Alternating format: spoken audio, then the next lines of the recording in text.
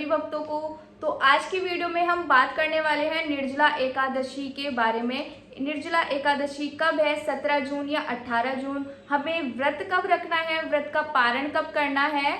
तो बहुत ज़्यादा कंफ्यूजन है सभी को, और मेरे पास कमेंट्स भी आ रहे थे कि हम क्या निर्जला एकादशी का व्रत कर सकते हैं, बाकी एकादशी का व्रत ना करते हुए क्या हम निर्जला एकादशी का व्रत कर सकते हैं। तो सबसे पहले मैं इसका आंसर दे देती हूँ, हाँ आप निर्जला एकादशी का व्रत कर सकते हैं, क्योंकि निर्जला एकादशी सभी एकादशियों में से बहुत बड़ी एकादशी मानी जाती है।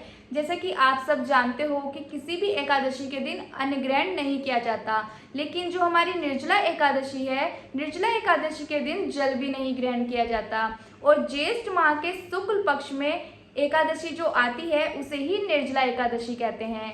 तो निर्जला एकादशी को सभी एकादशियों में सबसे बड़ा माना गया है। जो व्यक्ति 12 महीने की 24 एकादशी नहीं रख सकते, वो सिर्फ एक निर्जला एकादशी का व्रत करने से, वो भी बिना जल ग्रहण किए, 24 एकादशियों का पुण्य प्राप्त कर लेते हैं। लेकिन आपको जल ग्रहण नहीं करना है, तभी आप 24 एकादशियों का पुण्य प्राप्त कर पाओगे। अगर आप नॉर्मल तरीके से व्रत करते हैं, जैसे सभी एकादशियों का व्रत करते हैं, तो आप निर्जला एकादशी का फल तो प्राप्त कर लोगे, लेकिन पूरी 24 एकादशियों का फल आपको तभी प्राप्त होगा जब आप बिना जल ग्रहण किए व्रत का पालन करेंगे। देखिए, आपका सामर्थ्य है, अगर आप बीमार हो या फिर मेडिसिन ले रहे हो या फिर घर से बाहर हो या कोई भी रीजन है, तो आप जल ले सकते हो। और नॉर्मली जैसे फलहार करके बाकी एकादशियां रखते हैं, वैसे ही आप निर्जला एकादशी का व्रत रख सकते हैं। आपको पूरा पुण्य प्राप्त होगा निर्जला एकादशी का। लेकिन जो पूरी 24 एकादशी है हमारी 12 महीने की,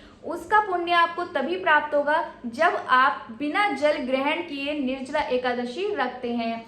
और देखा जाए तो ज्येष्ठ माह में इतनी ज़्यादा गर्मी होती है, सूर्यदेव पूरे तपस्पर होते हैं, और ऐसे में जब कोई व्यक्ति बिना जल ग्रहण किए निर्जला एकादशी का व्रत रखता है, तो उसे 12 महीनों की 24 एकादशियों का पुण्य प्राप्त होता है। और निर्जला एकादशी को भीमसेन एकादशी भी कहा जाता है। उसके पीछे एक कथा है कि जब हमारे श्री कृष्ण जी 5 पांडवों को उनके वनवास के समय पर एकादशी की महिमा समझा रहे थे, तो उस टाइम भीम जी वेदव्यास महाराज जी के पास जाते हैं और बोलते हैं कि मेरे सभी भाई एकादशी का व्रत करते हैं, और साथ में माता जी भी एकादशी का व्रत करती हैं, और मुझे भी एकादशी का व्रत करने के लिए कहते हैं, पर मैं कर नहीं पाता क्योंकि मैं बिना अन्न ग्रहण किए नहीं रह सकता हूँ। मेरे उदर में अजीब सी अग्नि है, अगर मैं अन्न ना खाऊं तो मुझे दिक्कत होने लगती है। तो कुछ समय के लिए मैं अन्न ना खाऊं तो परेशान हो जाता हूं, तो एक दिन बिना अन्न के मैं कैसे रह सकता हूं। इसलिए आप मुझे कुछ ऐसा उपाय बताइए कि मैं भी एकादशी व्रत कर पाऊं। तो वेद व्यास जी महाराज जी ने भीम जी से कहा कि ज्येष्ठ की अगली एकादशी निर्जला एकादशी आ रही है, उस दिन तुम बिना जल ग्रहण किए, बिना अन्न ग्रहण किए अगर व्रत करते हो, तो तुम्हें पूरी 12 महीने की 24 एकादशियों का पुण्य प्राप्त हो जाएगा। तो इस तरह से भीम जी ने बिना जल ग्रहण किए, अन्न ग्रहण किए एकादशी का व्रत का पालन किया। तो तभी से निर्जला एकादशी को भीमसेन एकादशी भी कहा जाता है। तो इस तरह जो व्यक्ति बिना जल ग्रहण किए निर्जला एकादशी का व्रत करता है, तो उसे 12 महीनों की 24 एकादशियों का फल प्राप्त होता है। अब हम बात करते हैं कि हमें निर्जला एकादशी में किन किन चीज़ों का ध्यान रखना है, किस नियम के साथ हमें निर्जला एकादशी रखनी है। तो नियम के अनुसार हमें 3 दिन पहले से ही भक्ष अभक्ष पदार्थ का त्याग कर देना चाहिए। इवन प्याज और लहसुन भी नहीं खानी चाहिए, और दशमी के दिन से ही हमें चावल भी त्याग कर देने चाहिए। और एकादशी वाले दिन सूर्योदय होने से पहले स्नान आदि करके, स्नान करने के बाद अपनी पूजा शुरू करें। व्रत शुरू करने से पहले संकल्प जरूर करें कि भगवान नारायण से प्रार्थना करें कि हे प्रभु, मैं व्रत कर रही हूँ या फिर कर रहा हूँ, आप हमें इतनी सामर्थ्य देना कि मैं अच्छे से अपना पूरा व्रत कर पाऊँ। तो इस तरह से आप संकल्प लेकर पूजा करें, और भगवान नारायण या उनके किसी भी रूप का आप पूजन कर सकते हो। अगर आपके घर पे लड्डू गोपाल जी भी हैं, तो आप उनकी भी पूजा कर सकते हो। और एकादशी के दिन हमें क्या क्या चीज़ नहीं करनी चाहिए, किन किन चीज़ों को हमें ध्यान रखना चाहिए। तो एकादशी के दिन हमें निंदा नहीं करनी चाहिए, किसी की भी चुगली नहीं करनी चाहिए, और हमें किसी को अपशब्द भी नहीं बोलना चाहिए, और हमें किसी के ऊपर क्रोध भी नहीं करना चाहिए। और हमें एकादशी व्रत में दिन में बिल्कुल नहीं सोना चाहिए, क्योंकि सोने से व्रत भंग हो जाता है। एकादशी व्रत क्या, हमें किसी भी व्रत में नहीं सोना चाहिए, क्योंकि सोने से हमारा व्रत भंग हो जाता है।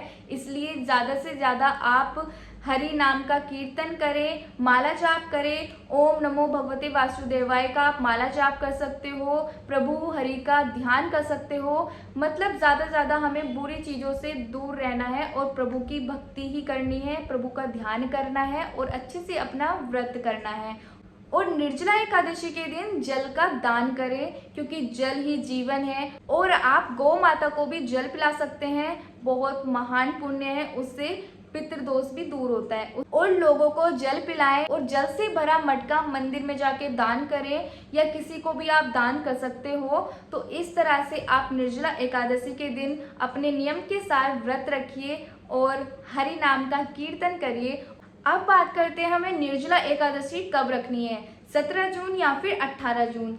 तो देखिए, द्वादशी से युक्त एकादशी हमें रखनी चाहिए, उसका बहुत ज़्यादा महत्व है। और द्वादशी से युक्त एकादशी हमारी है 18 जून को, क्योंकि 18 जून को उदया तिथि में एकादशी पड़ रही है। अगर आप 17 जून को एकादशी रखते हो तो उदया तिथि में नहीं है, इसलिए आप 18 जून को एकादशी का व्रत करें। तो इस बार निर्जला एकादशी शुरू हो रही है 17 जून प्रातः 4:37 पर और समाप्त हो रही है 18 जून सुबह 7:28 पर।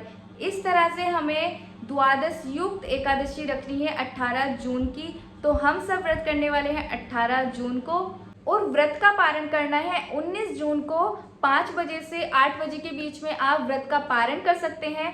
तो इस तरह से आप निर्जला एकादशी व्रत रखिए। आशा करती हूँ कि आप सभी अच्छे से निर्जला एकादशी व्रत करेंगे। और अगर किसी का कोई भी डाउट है, क्वेश्चन है, तो आप नीचे कमेंट्स कर सकते हो। मैं कोशिश करूँगी आप सभी के क्वेश्चंस का जवाब देने का। अगर आपको वीडियो थोड़ा भी इंफॉर्मेटिव लगा हो तो आप शेयर ज़रूर करना। तो मिलते हैं आपको नेक्स्ट वीडियो में, तब तक के लिए सभी को राधे राधे, हरे कृष्णा।